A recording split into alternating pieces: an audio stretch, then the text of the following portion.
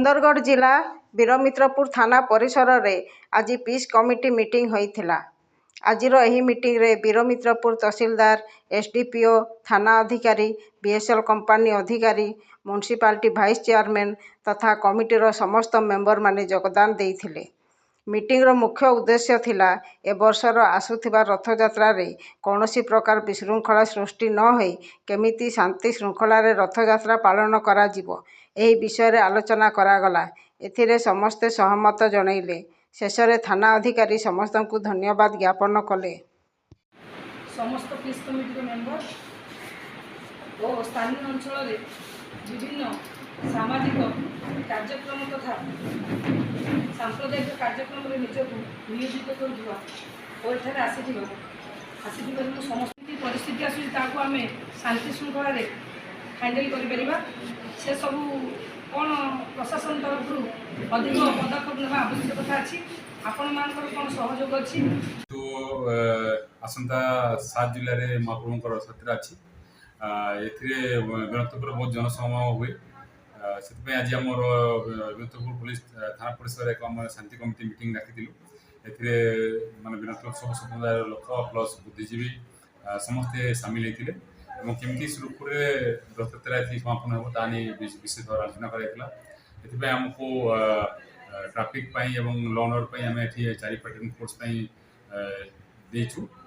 Force नहीं आम duty ये अच्छी जमी सुरखुर बहुत शांति श्रृंखला सहित हम लाइट व्यवस्था परिष्कार परिच्छन्नता व्यवस्था से नहीं आम म्युनिसिपालिटी आसते तहसीलदार आसते से नहीं विशेष आलोचना है समस्त निज निजर सजेसन देले आशा करुँ भगवान को जो रथयात्रा अच्छी बहुत बढ़िया भाव शांति से संपन्न। देखो सर सबुठ मेन है आपको ट्राफिक समस्या ट्राफिक केमती कौन करेंगे सर ट्राफिक आमर विशेष भाव जो अच्छी ड्यूटी जो आमर 433 जो अच्छी आमर टणाइबार अच्छी 2-3 घंटा अच्छी पूर्व 10 घंटे पूर्व आम बहुत जगह आमर आगुरी से पुलिस देवार व्यवस्था करूँ जो रथ टणा समय पुलिस फोर्स को यूटिलाइज करूँ आशा करुँ बहुत भल भाव में रथयात्रा और शांति श्रृंखला संपन्न हो। देखो पाखे झारखंड भी रहा सर झारखंड भी लोग आसवे केमती कौन कंट्रोल करेंगे सर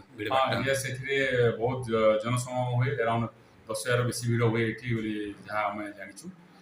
जेतु झारखंड पाखे अच्छी से बहुत लोक जनसमागम आसती से नहीं आमर जो विशेष भाव में प्लानिंग कर फोर्स को आम मुतयन करूँ सब ये जगह बहुत भल भाव में शांति श्रृंखला सहित party manager personal BSL company Birmitrapur. देखो आज जो पीस कमिटी मीटिंग बता रथ बीएसएल कंपनी केमती कौन आयोजन करुचे सर देखो एटा 1910 मसीहार कंपनी आउ सी बहुत आदम जमाना है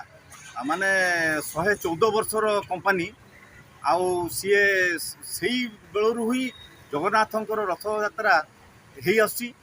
आउ से ठाकुर दयारू ही हो जो कथा बा रीति रिवाज रही जे ठाकुर जाउचंती मौसी घर को ना सेटा भूल ठाकुर मौसी घर जाउचंती पिठापଣା खाइबा किंतु कथा हूँ कौन जे सीए जो लोक जगन्नाथ मंदिर को जाई पारु नाहंती महाप्रभु को दर्शन पाई से माने ठाकुर से को दर्शन देवाई ही जाउचंती मो कहया मतलब से आमर जो ठाकुरंकर ये रही सेटा 4टारू आरंभ हो नीतिकांति जो अच्छी सकाळू सेटा हम पूजा पूजा पसा जहाँ अच्छी सबुड़ा सब सकाळू हम तापर आमर 4टारू आरंभ हो रथ टणा किंतु ता आगरू पहुंडी विजेटा हम तापर ठाकुर आमर रथारूढ़ हे तापर से मौसी घर को बाहर केमती कौन तैयारी रखुंत बीएसएल वाला सबकि तैयारी अच्छी जमी रथ पछरे आमर एम्बुलेंस अच्छी आम बीएसएल कंपनी एम्बुलेंस अच्छी आमर रामजोड़ी आश्रम रु जो सिक्यूरीटी वाला अच्छा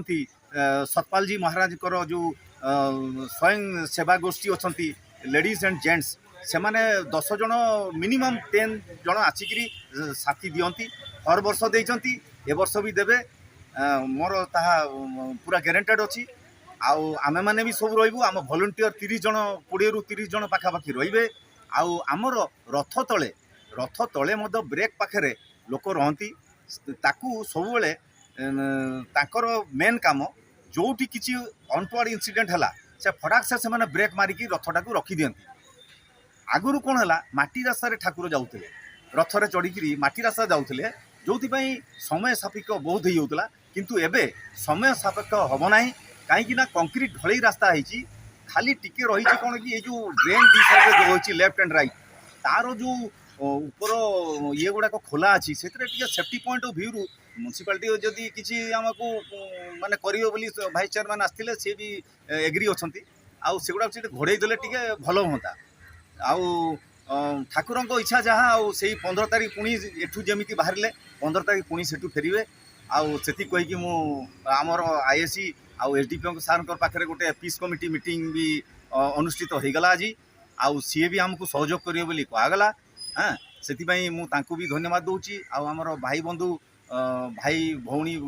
କୁଟୁମ୍ବ ଯେଉଁ ଆସିଥିଲେ ଆମର ସବୁ ବୀରମିତ୍ରପୁରବାସୀ, ତାଙ୍କୁ ବି ଅଶେଷ ଧନ୍ୟବାଦ ଦେଉଛି ଯେ ସେମାନେ ଆମକୁ ସହଯୋଗ କଲେ ଆଉ କରିବେ ମଧ୍ୟ। ଆଉ ମାନେ ଠାକୁରଙ୍କ ରଥ ମାନେ ଯେମିତି ଭଲ ଭାବରେ ଯିବ।